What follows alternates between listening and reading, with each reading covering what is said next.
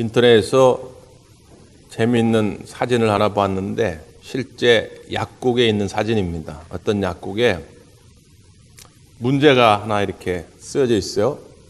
조금 어려운 문제니까 여러분 한번 고민해보고 답변을 해보십시오. 문제는 뭐냐면 다음 중 우리 가족이 아닌 것은 입니다. 1.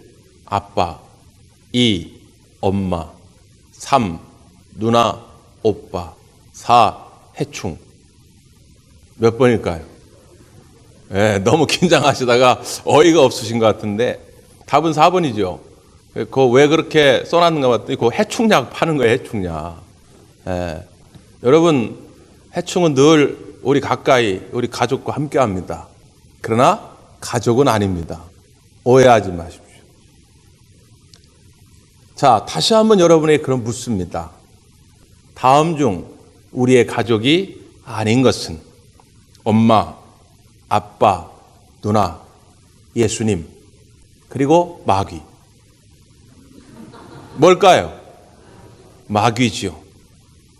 그런데 재미있고 놀라운 것은 그 마귀들 우리 곁에 있어요. 그럼 이걸 아셔야 됩니다.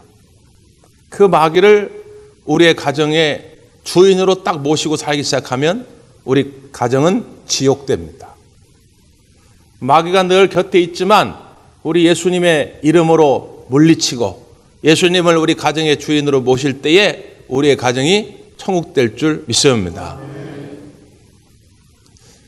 이번 추석 명절을 맞이해서 어떤 말씀으로 은혜를 나눌까 하다가 오늘 말씀의 제목이 복 있는 가문을 세우자예요. 복 있는 가문 세우자. 어떤 가난한 화가가 어떻게 하면 사람들에게 사랑받는 아름다운 그림을 그려가지고 명성도 얻고 돈도 얻고 할 수 있을까 늘 고민을 해요. 어느 날 그 주제를 찾아서 떠납니다. 가다가 한 아가씨를 만났어요.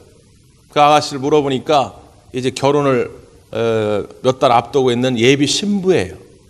그 아가씨에게 이 세상에서 가장 아름다운 것이 무엇입니까? 그랬더니 1초도 주저하지 않고 사랑이죠.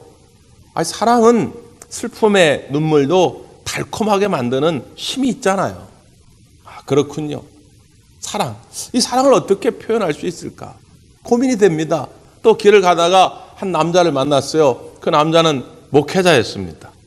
목사님, 이 세상에 가장 아름다운 게 뭡니까? 그건 믿음이죠. 당연히 믿음이죠. 예수님을 믿으면 우리가 구원함을 받고 하나님을 온전히 믿으면 복 있는 삶이 되니까 그 믿음이죠. 그렇군요. 믿음. 어떻게 믿음을 표현할 수 있을까? 또 가다 보니까 또 다른 젊은 남자가 있어요. 그 사람의 직업은 군인입니다.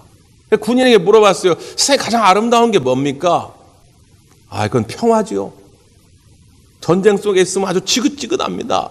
이 전쟁을 끝내고 평화할 수 있는 것만큼 아름다운 것이 어디 있겠습니까? 그렇군요. 고민이 됩니다. 사랑, 믿음, 평화, 아름다운 건 알겠는데 이걸 어떻게 표현해낼까? 그렇게 며칠을 고민하다가 집으로 돌아옵니다. 집으로 돌아오자마자 아이들이 막 달려나와서 아빠 어서 오세요 하고 달려오는데 아이들의 눈망울 속에서 아버지에 대한 믿음, 신뢰를 봅니다. 조금 있다 아내가 나와가지고 아유 여보 고생했죠, 수고했어요 하면서 남편의 어깨를 주물러 줍니다. 그 손길 속에서 사랑을 봅니다. 비록 가난하지만 아내가 뚝딱뚝딱 요리를 해가지고는 식사 준비를 합니다. 그리고 식구들이 삥 둘러 앉아가지고 밥을 먹을 때에 한없는 평안함을 누립니다. 이거였구나. 가장 아름다운 것, 그것은 가정이었구나. 톨스토이의 표현처럼 가정에서 행복을 누리지 못하면 세상 그 어떤 것으로도 행복할 수 없다. 여러분 그렇지 않습니까? 여러분의 가정이 행복할 수 있다면 여러분의 인생 전체가 다 행복한 것이고 여러분의 가정이 불행하다면 우리의 인생이 다 불행할 수밖에 없는 거 아니겠어요? 그러니까 무엇보다도 여러분의 가정이 천국 되는 복이 있기를 간절히 바랍니다. 우리가 성경에서 볼 때 천국은 늘 이중적인 두 가지 의미를 가지고 있어요. 하나는 예를 들면 우리가 육체의 죽음을 맞이해서 가는 내세의 천국입니다. 장차 올 영원한 천국이죠. 그런데 성경은 그 내세의 천국만 말하는 게 아니라 현세의 천국을 말합니다.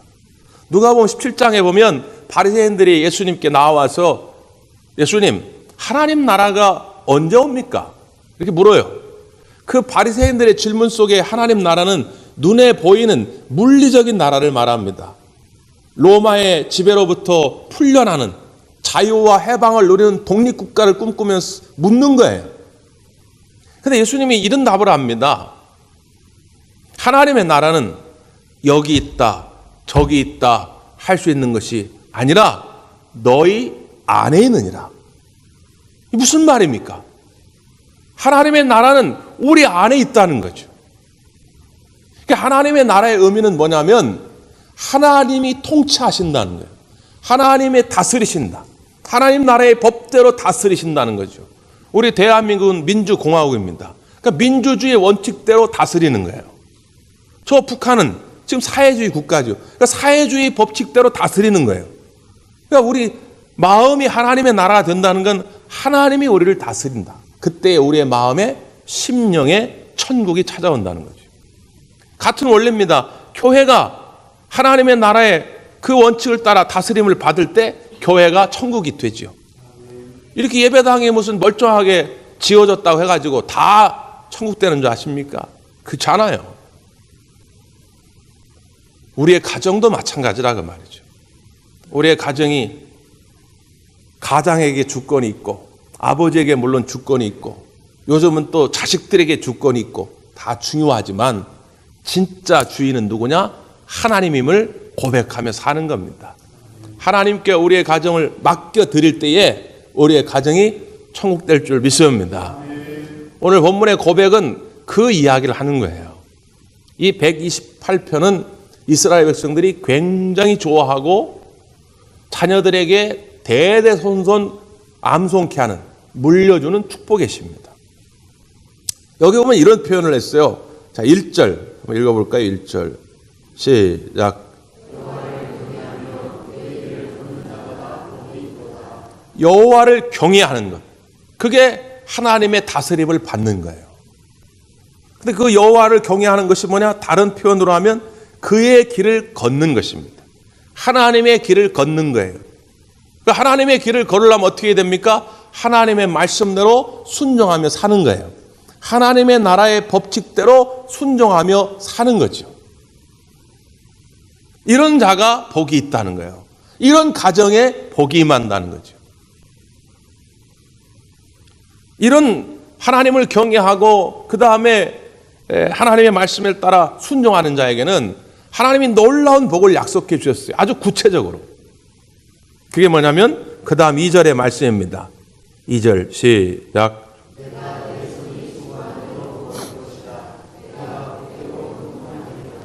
아멘.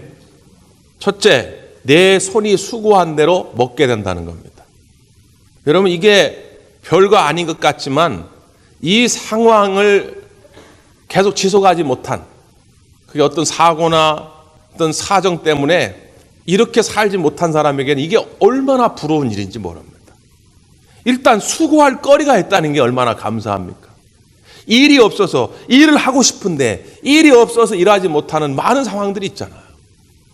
근데 오늘 우리가 땀 흘려 수고할 수 있다는 것 자체가 하나님의 큰 복입니다.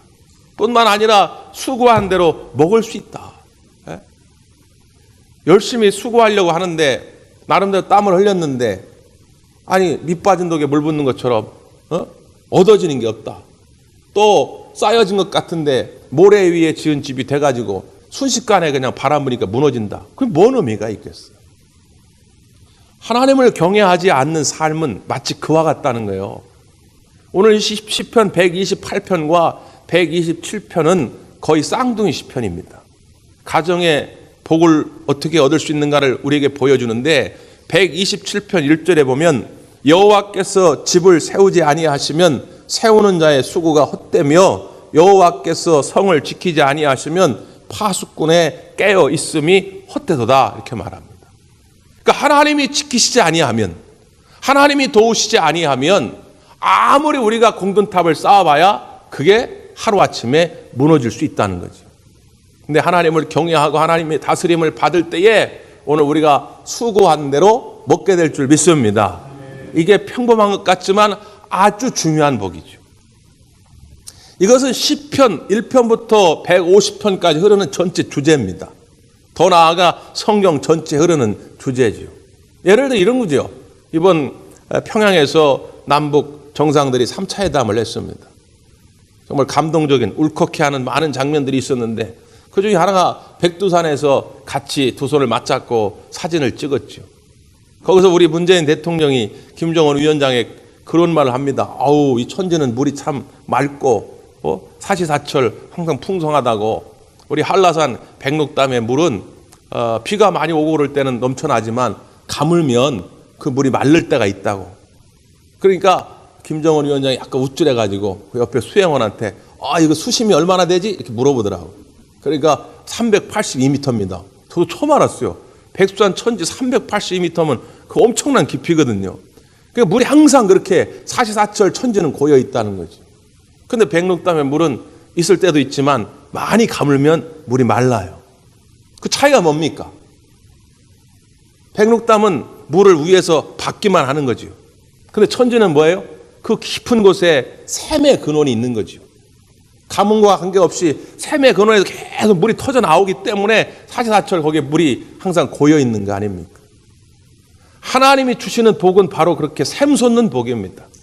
복 있는 사람이 어떤 사람이냐? 악인들의 꾀를 따르지 않는 자다. 죄인들의 길에 서지 않는 자다. 오만한 자들의 자리에 앉지 않는 것이다. 그들은 오직 여호와의 율법을 즐거워하여 주의하러 묵상하는 자로다.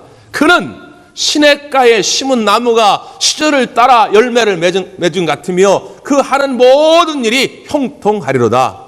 이게 시편 1편의 말씀이죠. 그 1편의 주제가 시편 150편 전체에 흐르고 있는 것입니다. 오늘 말씀도 마찬가지죠. 수고한 대로 먹게 할 것이다. 샘솟는 복이 있게 할 거라는 것입니다. 여러분, 맡겨보십시오. 내가 끌어안고 있다가 다툼과 그리고 좌절만 경험하지 말고 하나님께 맡김으로 말미암아 여러분의 가정이 시냇가에 심은 나무와 같은 철을 따라 풍성한 열매를 맺는 가정이 되기를 바랍니다. 두 번째 복이 있어요. 자, 3절입니다. 3절 시작.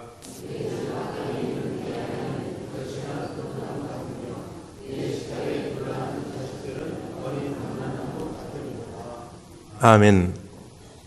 내 집 안방에 있는 내 아내는 결실한 포도나무 같다. 아내의 복, 남편의 복, 배우자의 복입니다.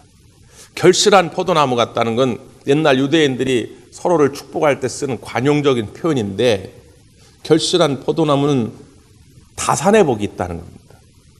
출산을 잘할 거다. 근데 사실 이게 요즘 젊은 사람들한테 별로 감흥이 없어요. 젊은 사람들은 일부러 애를 안 낳으니까. 근데 우리 어르신들은 다 알잖아요. 옛날에는 자식을 많이 낳는 게 복입니다. 네? 저희 집은 그래 6남매. 6남매는 기본입니다. 제가 아는 친구 가운데 9남매, 10남매도 있어요. 옛날에 자식을 많이 낳는 게 복 아니에요? 근데 자식을 못 낳으면 심지어 쫓겨났죠, 시댁에서. 그러니까 옛날 이스라엘도 마찬가지입니다. 결실한 포도나무 같을지어다 딸에게 축복하는 건 앞으로 결혼해서 자식을 많이 낳고 행복하게 살아라, 그런 복이거든요. 근데 여호와를 경외한다, 하나님께 우리의 가정을 온전히 맡기면 그런 풍성한 자손의 복이 있을 거라는 겁니다. 이게 문자적인 의미예요. 근데 문자적 의미를 뛰어넘어서 더 깊은 의미가 있는데 그건 뭐냐면 그 아내가 포도나무의 생명력을 가지고 그 가정을 살려낼 거라는 거예요. 우리가 흔히 주부가 하는 일을 뭐라고 그럽니까? 살림한다 그러잖아요. 살림이란 뜻이 뭡니까? 살려낸다는 거거든요. 어떤 이의 손에 붙들리면 죽이는 손이 될 수도 있습니다. 남편을 죽이고 자식을 죽이고 재정을 죽일 수도 있잖아요. 근데 살림꾼이 되어서 정말 가정을 살리는 아내가 된다면 이게 얼마나 큰 축복입니까? 우리 하나님께 우리의 가정을 맡길 때 하나님 지혜 주세요. 하나님 기도에 응답해 주세요. 그런 믿음으로 살아갈 때 우리 아내들이 가정의 살림꾼이 되고 결실한 포도나무가 될 줄 믿습니다. 옛날 IMF 때 참 우리 다 어려웠죠. 다 어려웠는데 어떤 남자가 직장을 잃었어요. 일을 해보려고 하는데 논할 것 없이 어려우니까 어디 일할 것도 마땅치가 않습니다.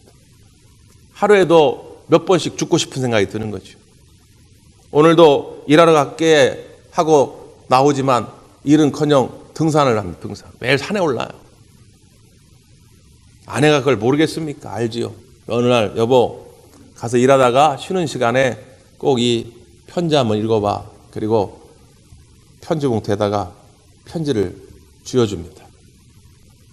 그래서 산에 올라가가지고 편지를 읽게 된 것이죠. 거기 보니까 3만 원과 아내가 손수 쓴 그 편지가 들어있습니다.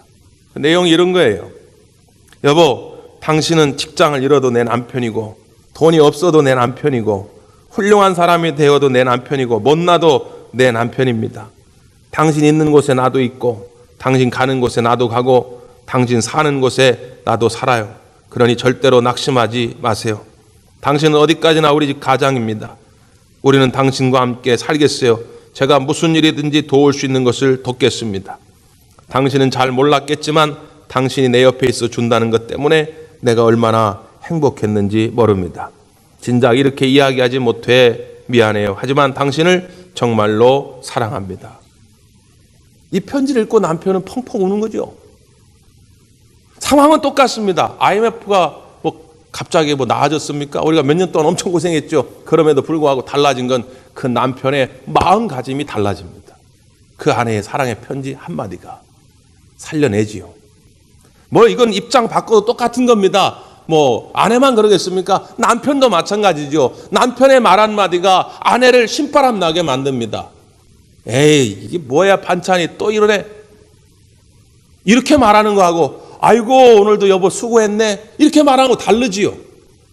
내 말 한마디를 통해서 우리 아내가 신바람 나고 정말 하나님 주신 그 생명을 우리 가정에서 잘 이뤄갈 수 있다면 이게 얼마나 서로에게 큰 축복이 되겠습니까?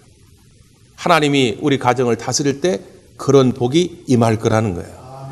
여러분의 남편과 여러분의 아내가 서로에게 살림꾼이 되기를 바랍니다.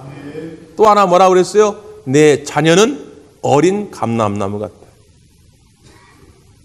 감람나무는요, 이스라엘에 굉장히 중요한 나무입니다. 이스라엘 성지순례 가보면 곳곳에 감람나무가 있어요. 일단은 문자적으로 보면 이것도 무슨 뜻이냐면 어린 감람나무는 생명력이 성장력이 좋잖아요. 오래된 감람나무는 서서히 자라고 서서히 죽어가는 거 아니겠어요? 근데 그 오래된 감람나무에서 가지를 뻗어가지고 어린 감람나무가 생겨나면 이 어린 감람나무는 엄청난 속도로 성장해 갑니다. 그러니까 너의 자녀들이 그렇게 빠르게 건강하게 성장해 가라 하는 의미에서 하는 말이에요. 어린 감람나무 같다. 근데 그보다 또 더 깊은 의미가 있습니다. 이 감람나무는 이스라엘 백성들에게 많은 유용함을 가져다 줍니다. 일단은 열매를 갖다가 따먹어요. 쪄먹기도 하고 요리해서 먹고. 그리고 제일 중요한 게 뭐냐? 그 감람나무에서 나오는 기름입니다. 현대적 표현으로 올리브유입니다. 올리브유는 식용으로도 쓰고요. 또 당시에는 약이 많지 않을 때 그 피부약, 피부 연고로도 씁니다. 그리고 정말 중요한 게 뭐냐면 당시에는 왕이나 제사장이나 선지자가 취임식을 할 때 머리에 기름을 붓습니다. 그때 붓는 기름이 뭐냐? 그 올리브유, 감람유입니다. 하나님을 위해, 교회를 위해 크게 쓰임받게 되는 것이죠. 너의 자녀가 그런 어린 감람나무와 같다고 하는 것은 빠르게 성장해 갈 뿐만 아니라 하나님 앞에, 교회 앞에, 사람들 앞에 존귀한 인생이 된다는 것입니다. 아주 쓸모있는, 가치 있는 인생이 된다는 거죠. 어떨 때요? 여호와를 경외할 때. 이 전제를 여러분 잊으시면 안 돼요. 우리의 자녀들에게 우리가 많은 재산을 물려줄 수는 없잖아요. 우리가 무슨 100억, 200억 그렇게 있습니까? 목사님 난 있는데. 있으면 건축원금료 하세요. 네? 우리나라에서 부자가 누구냐? 네? 이건 그 통계청에서 볼 때 공식적으로 우리나라에서 그건 뭐냐? 집 한 채 있고요. 잔액이, 통장에 잔액이 10억 정도 있으면 부자랍니다. 네, 그렇잖아요. 우리 한번 있어봐야 얼마나 있겠습니까? 근데 그거를 물려주지 못한다고 해가지고 우리 자녀들이 궁핍한 인생을 사는 거 아니잖아요. 더 복 있는 인생을 살게 할 수 있어요. 그게 뭐냐? 여호와를 경외하는 것이 지혜의 근본이다. 복 있는 삶의 근본임을 알려주는 거예요. 그러면 그가 어디 가든지 하나님이 그 인생을 책임질 줄 믿습니다. 모세가 지난주에 봤던 것처럼 나일강에 버려졌지만 그를 위하여 기도했던 어머니 요게벳의 눈물 흘린 기도가 모세를 위대한 선자로 만든 거 아닙니까? 사무엘, 별 볼 일 없는 인생이었으나 어머니 한나의 기도로 말미암아 위대한 이스라엘의 선지자가 된 거 아닙니까? 우리가 포기하지 아니하고 우리 자녀들의 구원의 문제를 놓고 기도할 때 그들은 다 축복의 통로가 될 수 있다는 거지요. 오늘 이 말씀을 여러분 잊지 마시고 이번 추석 명절에 꼭 자녀들에게 전해 주십시오. 내가 무슨 힘이 있습니까? 말씀에 힘이 있는 거예요. 나는 전하는 스피커 역할만 하는 겁니다. 이 말씀을 그대로 우리 자녀들에게 전해주면 이 말씀이 살아있어, 운동력이 있어 우리의 자녀들의 심령을 움직이는 것이죠. 그래서 여러분의 가정이 다 복 있는 가문이 되시기를 간절히 바랍니다. 기도하겠습니다.